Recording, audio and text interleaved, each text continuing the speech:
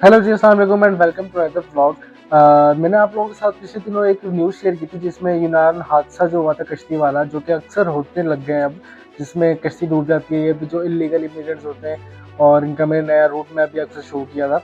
तो उसमें मैंने बीच में एक बात बोली थी कि यार ये वाक़या जिस तरह से और जितनी तेज़ी से हो रहे हैं ना, तो मुझे ऐसा लगता नहीं कि ये कश्ती डूब जाती होंगी।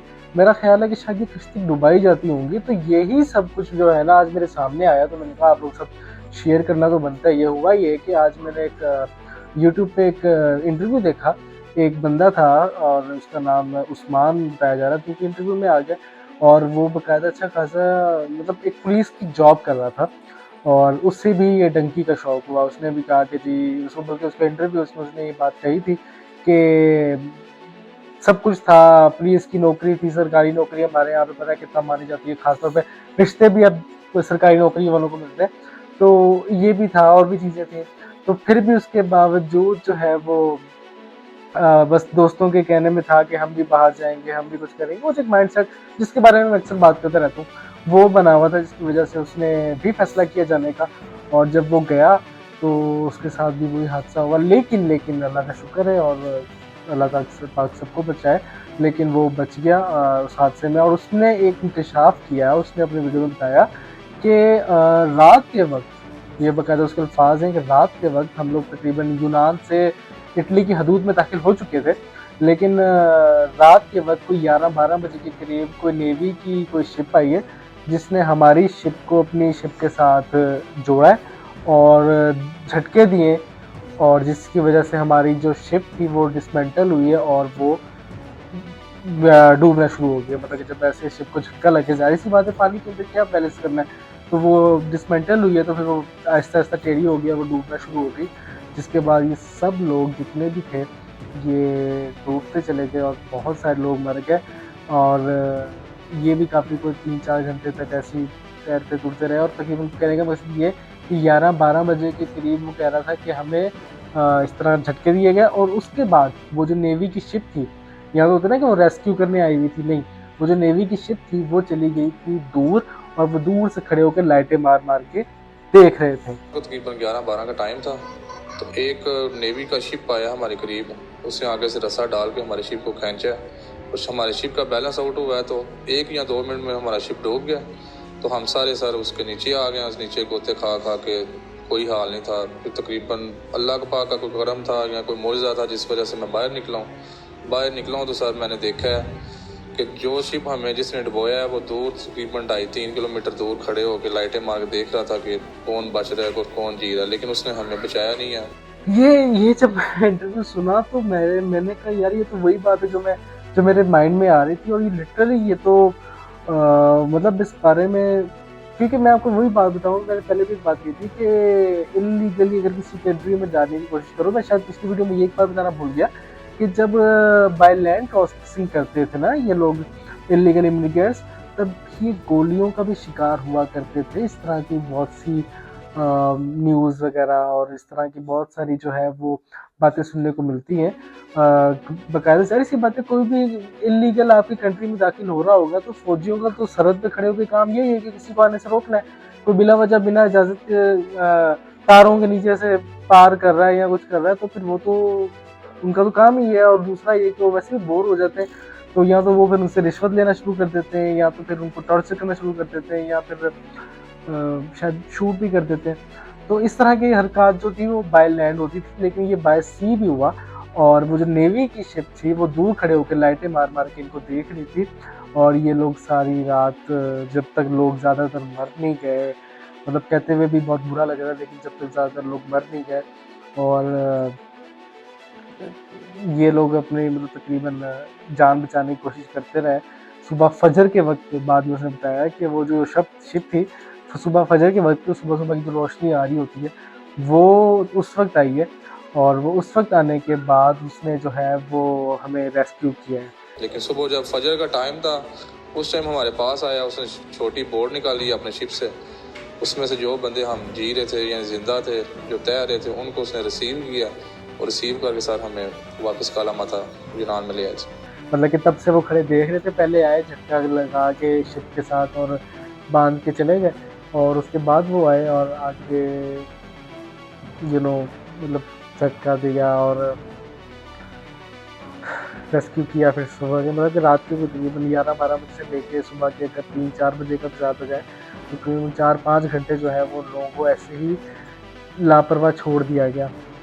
और उनकी जितनी भी अकड़ थी, अकड़ क्या मतलब एक जितना भी जहन पे सवार था यूरोप, वो सारा यूरोप ये हुआ, मतलब यूरोपियन लोगों ने सब ये किया। तो उसके बाद जब उनको रेस्क्यू लिया गया फिर 7-8 घंटे बाद, क्योंकि वो इटली की हदूद में दाखिल हो चुके थे। ये भी पॉइंट नोट करने वाला है कि वो इटली की हदूद में दाखिल हो चुके थे, लेकिन फिर उनको वापस लेके जाया गया वहाँ पे ग्रीस में।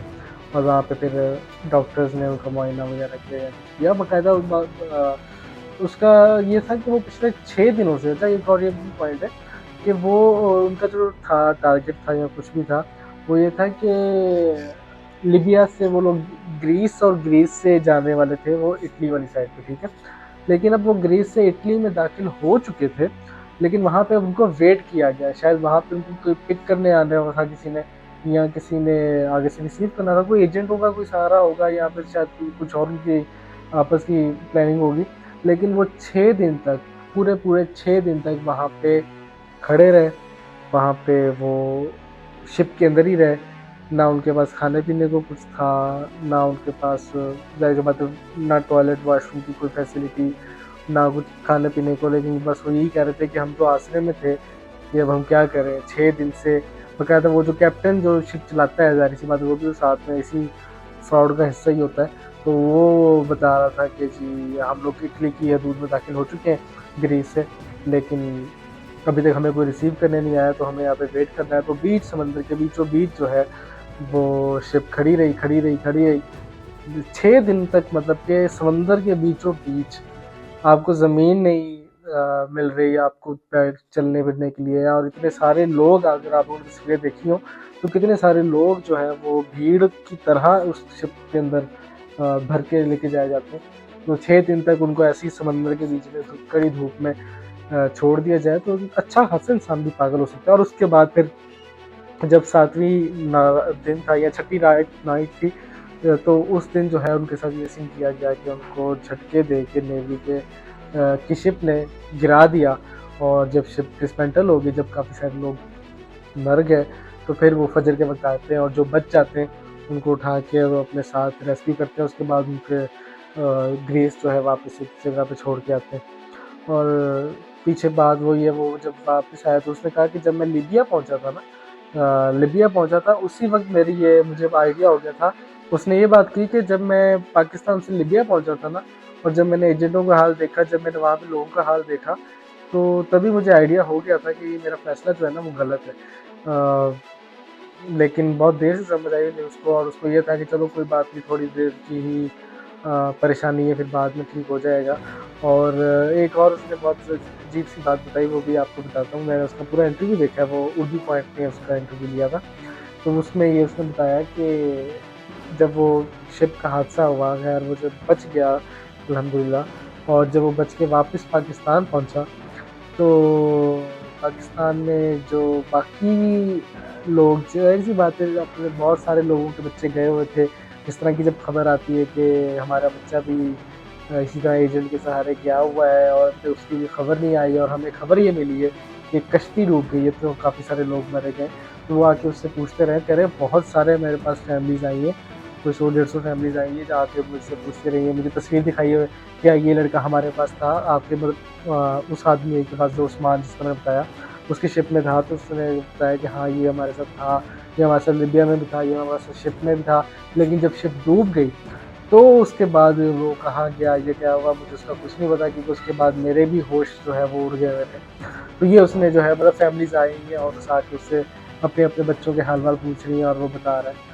तो कुल मिला के बात यही है कि उस बंदे को भी इस बात का रिग्रेट था, और उसने भी आगे से ये कहा कि जितनी भी फैमिलीज आई हुई थी पूछने के लिए, वो भी ये कहते थे कि हम लोग मना करते थे, लेकिन ये एक माइंडसेट बना हुआ था, और इस माइंडसेट के चक्कर में ही जो है ये हादसा मतलब हो रहा है।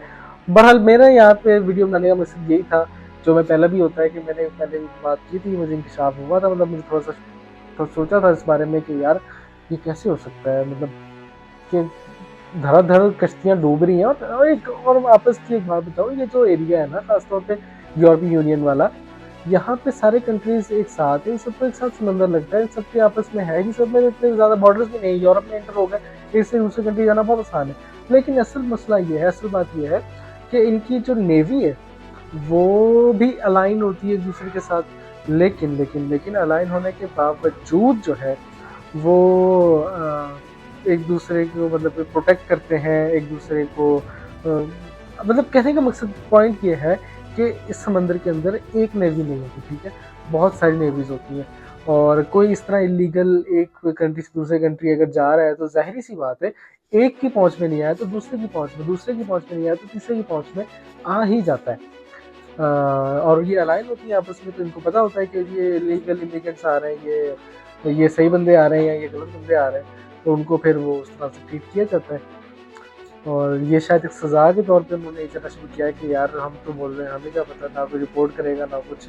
क्योंकि ज़ाहिर सी बात है, इलीगल इमिग्रेंट है भाई, जासूस थे हमारी, इलीगल हमारे कंट्री में घुस रहे थे तो हमने ये एक्शन लिया या कुछ भी लिया, बाद में कोई कहानी भी डाल देंगे, कोई क्या कह सकता है इसको। बहरहाल ये थी आज की वीडियो। अब आपसे नेक्स्ट वीडियो में मुलाकात होती है। अपना बहुत सा ख्याल रखिएगा। आपसे मिलकर खुशी हुई।